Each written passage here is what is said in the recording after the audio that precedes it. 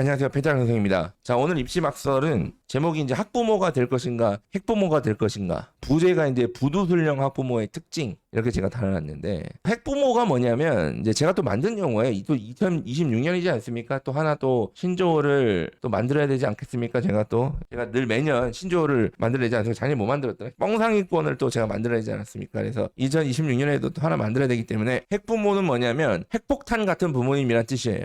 비정상적인 사고, 입시 관련해서, 자녀 교육 관련해서, 대입지도 관련해서 비이성적인 판단으로 폭탄을 품고 다니는 부모님들을 뜻합니다. 참고로 모두 핵부모가 될 가능성이 있어요. 예제적으로. 왜냐하면 자식의 교육 문제는 내 문제가 아니라 말 그대로 자녀의 문제입니다. 내가 낳은 애니까 애의 문제예요. 여기서부터 이미 이성적인 판단은 어려워요. 내 문제면 이성적으로 판단할 수도 있습니다. 야 이거 삼성전자 주식 이거 사도 돼 지금 이미 많이 오른 것 같은데 아니야 야 이거 반도체가 어쩌고 야 이렇게 내 돈 들어가는 거는 이성적으로 막 판단합니다. 한 주 사는 것도. 근데 자식 문제는 이성적인 판단이 안 돼요. 그래서 모두 핵부모의 가능성은 있으나 핵을 만들 가능성이 높은 부모님들. 사교육자들한테 되게 좀 약간 터부시 되는 게 있어요. 사교육 하시는 분들은 학부모님들 때문에 스트레스가 되게 많습니다. 실제로는. 물론 모든 학부모가 그런 게 아니라 학부모님들이 보통 막 학교에 요즘 막 민원 넣는 거 보면 이상한 분들 많잖아요. 근데 학교한테도 그러는데 학원들한테 어떻게 할 것 같아요? 저도 많이 당해봤고요. 저도. 이것도 오해하시면 안 되는 게 뭐 학부모님들 싸잡아서 제가 비판하려는 게 아니에요.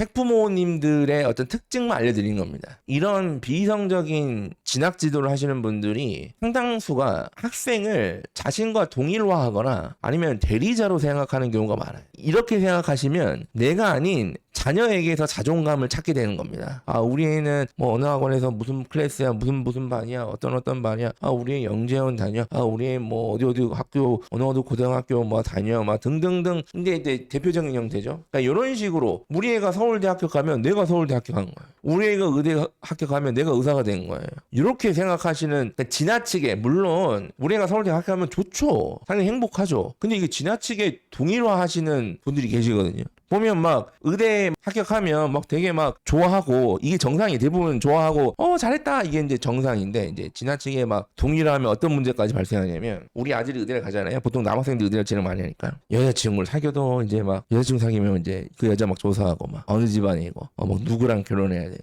난리도 아닙니다. 근데 이제 또 반대로 또 막 이런 분도 계세요. 뭐 지가 의대를 갔든 뭐 병원을 가든 뭐 지 인생인데 뭐 제가 좋을 게 뭐 있어요. 진짜 이렇게 생각하시는 분 계세요. 실제로. 근데 뭐든지 지나치면 좀 그런데 이제 이렇게 생각하시는 분들이에요. 이렇게. 그러니까 자존감이 부족하면 다양한 형태로 문제가 발생하게 되거든요. 정말 다양한 형태로 문제가 발생합니다. 이거는 진학적인 문제가 아니라 삶의 모든 분야에서 자존감이 부족하면 사실은 이 정서적으로 매우 취약해요. 자꾸 막 남들이 시선이 느껴지고 막 뒷담화가 자꾸 내게 들리고 그런데 사실 아무도 안 쳐다봤거든요. 아무도 뭘 하지 않아. 근데 자꾸 막 엄청 신경 쓰이는 거죠. 이게 보니까 되게 여러 가지 형태로 나타나는데 그 학부모님들이 이렇게 약간 커뮤니티 같이 형성이 돼서 무리지어서 이렇게 오피니언 리더 같이 이렇게 끌고 다니시는 분들이 계세요. 어머님들이 다 그렇다는 건 아닌데 그런 어머님들 중에도 애가 공부를 그렇게 잘하지 못하는 분들 계십니다. 뭐 그건 지가 공부하는 거고 나는 아니까 뭐 그런데 이게 좀 동일시하면 이게 좀 심각해지죠. 예를 들어서 부모님이 이게 두 분 계신데 한 분은 되게 좋은 대학을 나와. 한 분은 뭐 그렇게 흔히 말하는 명문대가 아니야. 어쨌든 두 분이 사랑해서 결혼한 거잖아요. 뭐 대학이 뭔 중요합니까? 그런데 만약에 이제 한쪽이 자존감이 없으면 계속 그걸 신경 쓰는 거야. 애가 공부를 못하면 막 누가 손가락질 하는 거 아닐까? 저기는 부모 중에 저 사람이 뭐 저래서 애가 저렇대 막 아무도 그런 얘기를 안 합니다. 아무도. 근데 자꾸 막 들리는 거야. 자꾸. 이런 특징을 가진 분들 계시고, 그 다음에, 이 나만의 세계관을 갖고 계신 분들 요즘에 진짜 많습니다. 이거는 오늘 좀 이게 방송을 하다 보니까 약간 진학적인 측면이 아니라 약간 사회의 문제를 다루는 방송이 되고 있는데, 요즘에 이런 분들 많죠. 내가 보고 싶은 것만 봅니다. 물론 저도 약간 그런 경향이 있죠. 네. 사람들은 그런 경향이 있어요. 내가 듣고 싶은 것만 보는 게 아니라 듣죠. 그리고 내가 보고 싶고 듣고 싶은 것만 받아들여요. 내가 알고 있는 것이 전부예요. 내가 경험한 세계가 우주예요. 내 판단은 절대 틀리지 않아. 다른 사람들이 틀린 거야. 이런 분들이 많아요. 그리고 실제 눈앞에 틀린 결과가 나와도 받아들이지 않아요. 나는 틀리지 않았어. 이런 식으로 진학적인 판단하는 부모님들한테 제가 뭐라고 해요. 본인 인생 망치는 게 아니라 애 인생 망치는 거라고 그거는. 보고서가 무조건 중요해. 심화 보고서가 제일 중요해. 이런 주제로는 안 돼. 저 인간, 저 펜타킬 저 인간 이미 예능이니까 이미 아는 게 하나도 없어. 무조건 보고서가 제일 중요해. 이가 이미 자기 나만의 세계관이 있는 거예요. 뭐 말을 해도 듣질 않으시니까. 귀가 너무 얇아도 문제입니다. 세계관 자체가 없는 거죠. 내가 보는 모든 것을 받아들여도 문제. 내가 듣는 것을 모두 받아들여도 문제입니다. 이랬다가 저랬다가 왔다 갔다 하다가 이제 세대는 거예요. 다 아시죠? 이건 노래 가사죠. 네. 오해하실까봐. 그러니까 의사결정 과정이 매우 의존적이죠. 근데 이거는 대부분 이거 사람들이 갖고 있는 거예요. 저도 제가 모르는 분야는 약간 좀 의존적이고 싶어요. 제가 알아보고 하는 것보다. 맞잖아요. 제가 말씀드리는 건 이런 귀찮음에 의해서 의존적인 게 아니라 그냥 의존적인 거예요. 그냥 자기의 주관적인 판단이 들어가 있지 않은 거. 이 제일 사기당하기 좋은 케이스죠. 제가 웬만하면 제 방송에서는 뭐 그 대입 관련 사례를 거의 들지 않죠. 제 방송 오래 본 분들은 아시겠지만 사례를 거의 들지 않습니다. 저는 사례를 드는 거는 사기꾼의 행위라고 생각하기 때문에 그래서 뭐 사례가 아니라 일반적인 약간의 어떤 그런 이제 부모님들 이런 케이스들 몇 개 좀 막 컨설팅을 막 여기서 받았다가 이렇게 하라 그래서 하다가 좀 이상하니까 또 받고 몇 달 안에 또 받고 막 이렇게 하고 막 그냥 뭐 그냥 제가 뭐 이렇게 제가 컨설팅 오셔가지고 그러면 이제 컨설팅 또 다음 달 또 받으러 가실 거냐고. 뭐 제가 뭐 하라 그래도 그렇게 안 하실 건데 또 바뀔 건데 뭐 어떡하냐고. 그리고 뭐 3번이든 4번이든 어쨌든 논리적이지 않은 거죠. 기본적으로. 논리적인 사고와 논리적인 결론에 이르기가 어렵죠. 이런 분들은. 그러니까 행동과 의사결정의 근거가 아예 없거나 이제 가스라이팅의 결과인 거잖아요. 그러니까 제가 보면 아무리 오피셜한 근거와 논리를 가지고 말을 해도 네가 뭘 알아 이거예요. 아니면 뭐 선생님 말이 맞아요. 논리적으로 의사결정한다고 해서 무조건 선한 결과로 이어지는 것은 아니죠. 그런데 맨날 뭐 입히는 데이터니 과학이니 분석이니 떠들면서 내용적으로 보면 다 부도술이란 말이에요. 대표적인 게 펑크 예측하는 거예요. 이번에도 정시 기간에 얼마나 많은 유튜브에서 펑크 예측한다는 거 한번 써보세요. 펑크 예측 얼마나 뜨겠습니까? 그러니까 어쨌든 얼마나 많이 막 펑크 예측한다고 난리예요. 아니 펑크를 어떻게 예측합니까? 펑크를 예측이 되면 펑크가 아닌데.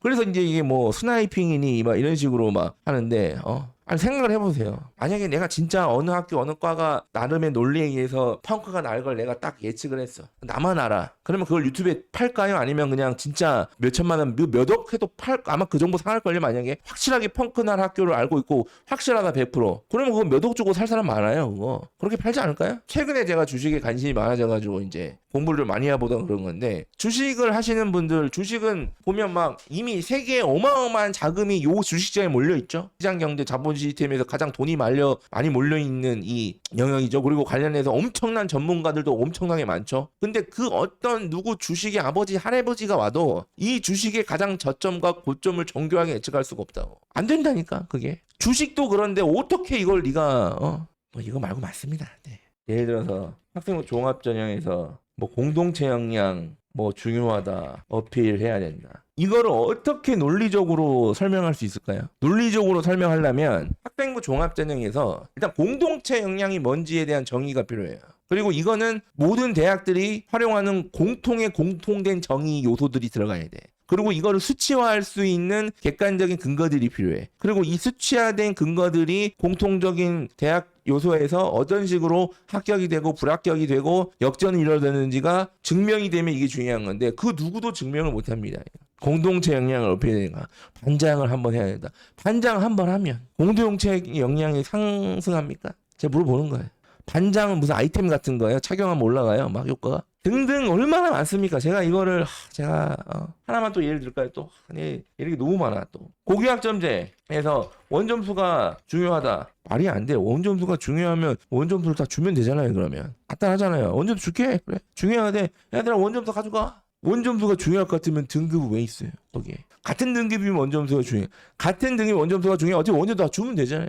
그리고 사실은 이런 것도 문제죠. 아는 것은 많은데 적용이 안 되는 문제. 요건 이제 최근에 이런 부모님들이 매우 증가하고 있습니다. 아는 게 많아요. 요즘에는 입시 정보 접근이 매우 쉽지 않습니까? 옛날같이 이렇게 막 입시 정보를 모 학원만 딱 쥐고 있거나 하는 게 아니에요. 대학들도 공공 데이터로 다 활용을 해서 할 수 있도록 공개를 하고 있고 유튜브도 얼마나 많습니까? 저같이 이상한 놈부터 대다수의 정상적인 분들의 입시 유튜버 같이 얼마나 많아요. 그러니까 이 부모님들이 아는 게 너무 많아집니다. 그리고 특히 요즘에 학부모님들이 이제 40대이시잖아요, 대부분. 근데 저랑 거의 또래신데 이 지금 학부모님 세대들이 다 고등교육을 대부분 받고 사회생활을 치열하게 경험을 했고 하다 보니까 또 정보화 시대, 인터넷, 스마트폰에 뭐 이런 걸 다 직접 눈으로 목도하신 세대시니까 이 정보를 받아들이고 활용하는 능력이 뛰어납니다. 그래서 아는 게 많아요. 보면 저보다도 더 정교하게 알고 있어요. 얘기를 하다 보면 달달 외우고 있어요. 근데 문제는 적용이 안 돼요. 그 정보가 나한테 필요한 정보인가, 지금 필요한 정보인가, 아니면 언제 필요한 정보인가, 이거를 조합을 못하는 거예요. 대표적으로 보세요. 이번에 최근에 정시 지원할 때 보시면 이제 과학 가산점 이런 거 엄청 따지셨을 거 아니에요. 근데 저는 정시 지원할 때 과학 가산점 따져야 됩니다. 이건 따져야 돼요. 지원할 때는. 근데 수능 치기 전에는 따질 필요가 없어요. 제가 가산점은 금리와 같다고 말씀드렸잖아요. 통장에 돈이 없는데, 원금이 없는데 금리를 뭘 따지냐고. 원금을 늘릴 생각을 해야죠. 최종적으로 원금이 확정되면 그때는 뭐 이제 은행을 찾아다니면서 금리를 좀 찾아볼 수 있겠죠. 그러니까 이게 적용이 안 되는 거야. 그리고 지금 아마 중학교 3학년 부모님들 겨울방학 동안 물화 선행을 많이 하실 거잖아요. 제가 물어볼게요. 물화는 이제 수능도 아닌데 왜 합니까? 더 웃긴 거 알려드릴까요? 물화가 수능일 때도 지금 고3까지는 물화가 어쨌든 수능 과목이잖아요. 물리화학이. 중학교 때 물화를 선행을 대부분 하죠. 중학교 자연계 학생들, 상위권이 되고 싶은 학생들은. 근데 수능에서는 물화를 잘 안 칩니다. 뭐 하는 거예요 그러면? 왜 한 거야 그거? 등등 엄청나게 많습니다. 진로는 제가 고민하지 말라는 게 진로는 중요하지만 지금은 필요 없는 고민이에요. 그리고 제가 컨설팅도 3학년 때 오지 말라고 하는 이유가 뭐예요? 이미 다 끝났는데 뭔 놈의 컨설팅을 하냐 이거. 3학년 여름에 와서 선생님 어느 대학 쓸까요? 어느 대학 쓰면 기가 막히게 대학을 갈까요? 이미 정해져 있고 대입 데이터가 누적이 돼 있는데 그걸 모르실 리가 없잖아요. 그죠? 그러니까 이런 것들이 물론 다 조금씩 있어요. 다. 저도 있습니다. 이런 부분들이 저도 저만의 세계가 있는 영역이 있고 저도 귀가 얇은 분야도 있고 저도 종종 논리적이지 않고 막 사는 경우도 많고요. 물론 아는데 적용이 안 되는 문제도 많죠. 예. 건강해야 되고 운동해야 되는데 적용이 안 되죠. 네. 알아요. 하지만 그거는 내가 아픈 거고 자녀 문제잖아요. 이게 이런 것들을 최대한 나한테 발현되지 않게 우리가 억제해야죠. 그게 이성이죠. 근데 이성을 보내버리고 내 마음대로 간다 막 이거를 막 하면 제가 그래서 차라리 모르는 게 더 좋은 경우도 많습니다. 이제는 그냥 공부 잘하는 놈 성실한 놈이 대학 잘 갑니다. 이것만 알아도 돼요. 이게 가장 중요한 원칙이에요. 건국 이래 한 번도 바뀌지 않는 가장 중요한 원칙입니다. 감사합니다.